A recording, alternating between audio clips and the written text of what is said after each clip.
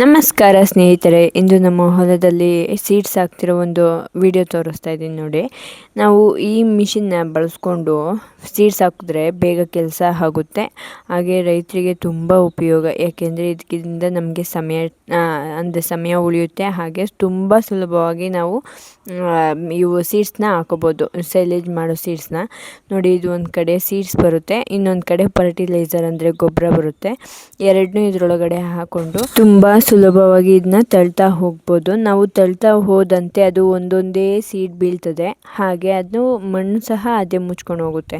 ಇದರಿಂದ ನಮಗೆ ಕೆಲಸ ಕಡಿಮೆ ಆಗುತ್ತೆ. ಹಾಗೆ ಇದಕ್ಕೆ ಮಲ್ಟಿಪಲ್ ಸೀಡ್ಸ್ ಹಾಕೋ ಪ್ಲೇಟ್ನು ಕೊಟ್ಟಿರ್ತಾರೆ. ನಾವು ಹೆಸರು ಕಾಳು, ಅವರೆಕಾಳು, ಮುಸ್ಕಿನ ಜೋಳ ಈ ಥರ ವೆರೈಟಿ ಕಾಳುಗಳನ್ನು ಸಹ ಇದರಲ್ಲೇ ನಾವು ಹಾಕ್ಬೋದು.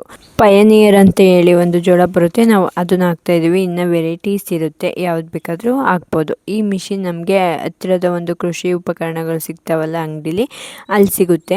ಇದರಲ್ಲಿ ಗೊಬ್ಬರ ಹೆಚ್ಚಾಗಿ ಹೋಗುತ್ತೆ ಅಂತೇಳಿ ನಾವು ಗೊಬ್ಬರ ಹಾಕಿಲ್ಲ. ಗೊಬ್ಬರ ಹಾಕೊಂಡ್ರು ಇದರಲ್ಲಿ ಸಮಾನ ಪ್ರಮಾಣವಾಗಿ ಬೀಳುತ್ತೆ. ಹದ ಮಾಡಿರೋ ನೆಲದಲ್ಲಿ ಟ್ರ್ಯಾಕ್ಟರ್ ಸಹಾಯದಿಂದ ಗೆಣೆ ಹೊಡ್ಕೊಂಡು ಸಿದ್ಧಪಡಿಸ್ಕೊಂಡಿರೋ ನೆಲದಲ್ಲಿ ನಾವು ಈ ಮಿಷಿನ್ನ ಆರಾಮ್ಸೆ ಬಳಸ್ಬೋದು. ನಾವು ಒಂದು ಕಾಳನ್ನು ಬಿತ್ತುವ ಅಥವಾ ಹೂರುವ ಅವಶ್ಯಕತೆ ಇಲ್ಲ. ಇದೇ ಸಮಾನ ಅಳತೆಯಲ್ಲಿ ಸೀಡನ್ನು ಹಾಕುತ್ತದೆ. ಇದು ತುಂಬ ಸರಳ ಹಾಗೂ ಸುಲಭದಾಯಕವಾಗಿದೆ.